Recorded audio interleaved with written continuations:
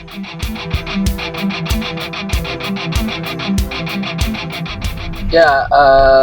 kalau di dunia periklanan media luar ruang sih nggak ada perkembangan yang berarti, kecuali cuman masalah bentuk media, format media. Iya. Mungkin kalau bisa dibilang secara perkembangan teknologi, ada media yang dia pakai sistem kontrol gitu. Kalau dulu dibilang black box ya.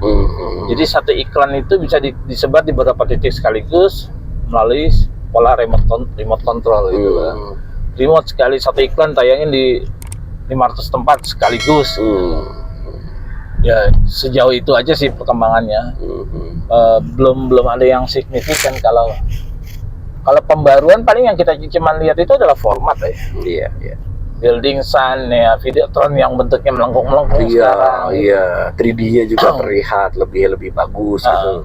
Cuman permasalahannya adalah pengguna iklan media luar ruang, partisipannya ya, baik si agensi maupun si penggunanya, itu rata-rata tidak memiliki pengetahuan yang komprehensif mengenai bagaimana menciptakan efektivitas dan efisiensi di media luar ruang.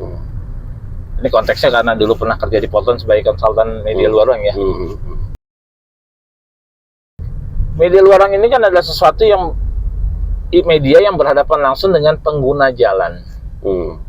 Pengguna jalan, sebagian di antara pengguna jalan itu adalah pengemudi. Yang ketika mengemudi mereka butuh konsentrasi, nggak boleh terdistraksi ya perhatiannya. Nah dalam kenyataannya banyak sekali Videotron yang dari sisi pencahayaannya over. Ya betul. Sangat over, bukan sekedar over tapi sangat over, yang potensinya besar sekali untuk menyebabkan kecelakaan. Betul. Karena silau, sangat silau ya. Apalagi kalau waktu itu pernah ada di SCBD tuh, pas belokan di bawah taruhnya. Jadi menyilaukan. Nah itu yang relatif sebenarnya harus diketahui dan disadari oleh pengguna iklan media luar ruang maupun pemilik media luar ruang itu sendiri. Barangkali pemilik medianya hanya berkepentingan untuk menjual barangnya aja. Iya, betul. Tapi mereka tidak tahu secara teknis berapa sih batasan luminasinya yang boleh gitu loh, untuk tidak mengganggu. Ada sekian, apa sih istilahnya, saya juga lupa, NMT itu nero apa gitu lagi. Jadi itu pengaruh cahaya ke mata. Itu satu. Yang parahnya itu adalah perkembangan bentuk format bagus, perkembangan teknologi terhitung wassalam, karena mentoknya di sejauh ini hanya yang remote itu aja kan. Terus dari sisi pencahayaan tidak memperdulikan keselamatan pengendara. Tapi apakah ada peraturan dari Perda masing-masing daerah bahwa yang harus? Tidak ada. Sayangnya semua pihak, semua stakeholder di sini hanya berpikir bahwa penggunaan Videotron keren, penggunaan Videotron akan bisa menarik perhatian. Tapi mereka tidak menyadari potensi gangguan dari pencahayaan di media luar ruang itu sendiri. Yang penting keren lah istilahnya.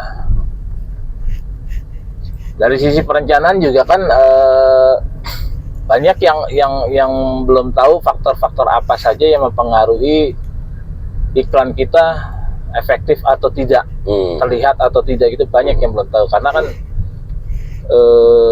memang barangkali konsultan media luar ruang yang pernah ada di Indonesia itu cuman Portland ya. Portland. Ya saya penerusnya lah, bisa dibilang gitu. Kalau kawan yang satu itu kan sudah beralih beralih profesi atau berbeda inilah arahnya.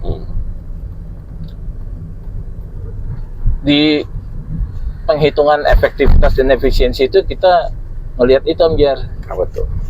Jarak, keterlihatan, dari jauh gimana, dari tengah gimana, dari dekat tuh gimana. Visibility apa itunya? Distance dulu. Distance. Kemudian ada lagi yang masalah posisinya itu head on, langsung kelihatan depan muka, atau yang kemiringan. Kemiringan itu berapa derajat sih miringnya?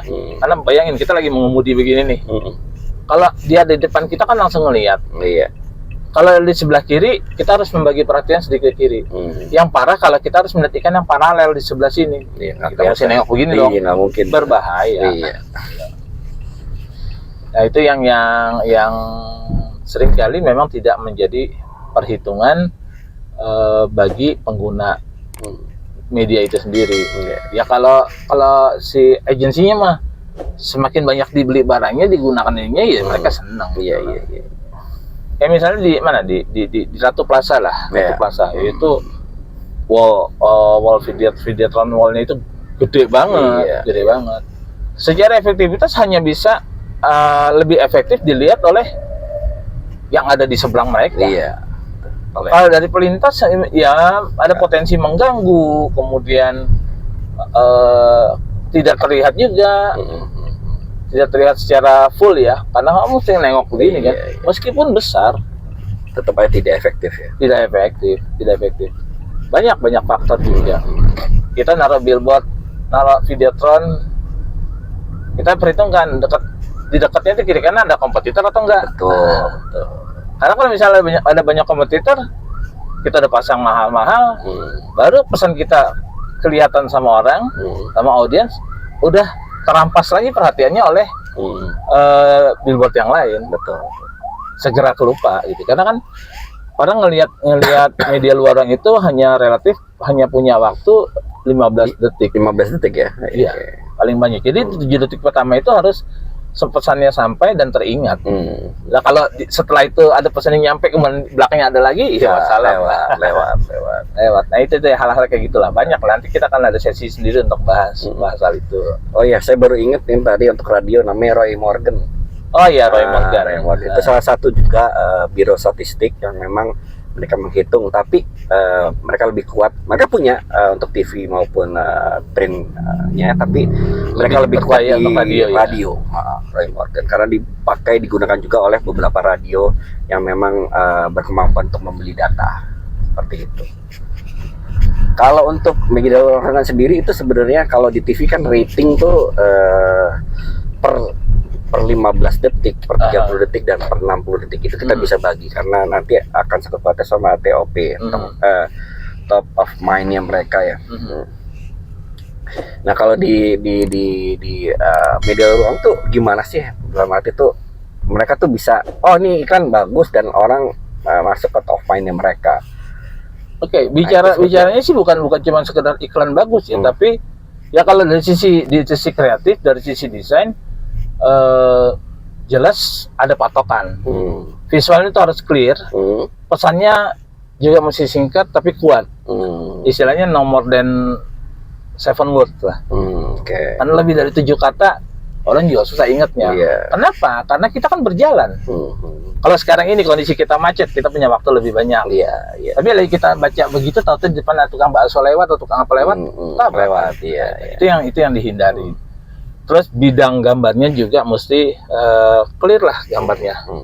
Udah banyak kreatif yang mengerti hal itu, tapi masih banyak lagi yang berpikir bahwa media luar itu seolah-olah memindahkan iklan media cetak ke papan itu. Iya, itu salah, itu nggak bisa, itu sangat tidak bisa. Begitu banyak detil yang ingin disampaikan, apa yang mau dibaca.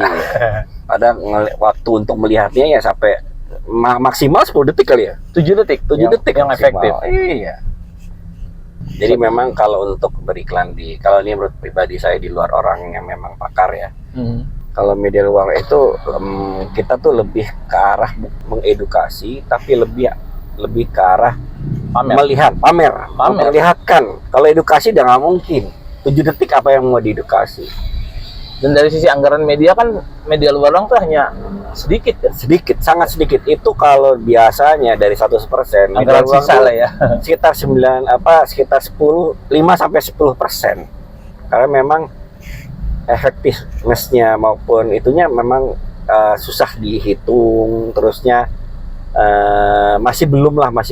Saya nggak tahu kalau Poton mungkin sekarang ini punya Poton dulu punya standar penghitungan nilai efektivitas dan nilai efisiensi ya, seperti itu gitu. Kalau kita tuh sekarang lebih melihatnya gitu, yang penting ada tayang udah.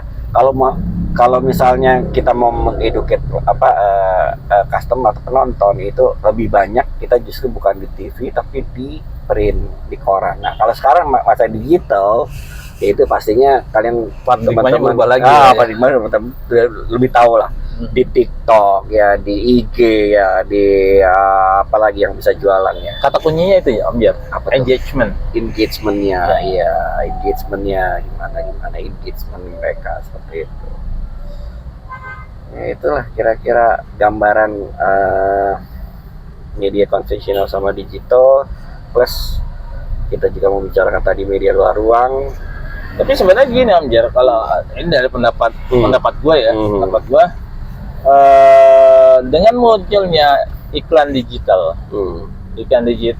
media sosial dan segala macam, media lainnya yang konvensional, print, mati lah ya, bisa dianggap mati suri. Karena sudah yang cetak sudah pindah ke digital juga kan. Semuanya. Kemudian iklan TV, ada yang bilang iklan TV nggak akan pernah mati. Tapi sekarang mulai suffering. Kalau saya lihat tuh suffering ya, tapi nggak bakal pernah mati. Karena tetap masih akan ada. Nah, di sisi lain, media luar ruang itu sebenarnya peran tetap signifikan meskipun ada digital media. Karena apa? Kalau ngelihat fungsinya si media luar ruang sebagai the last reminder media, jadi pengingat terakhir gitu.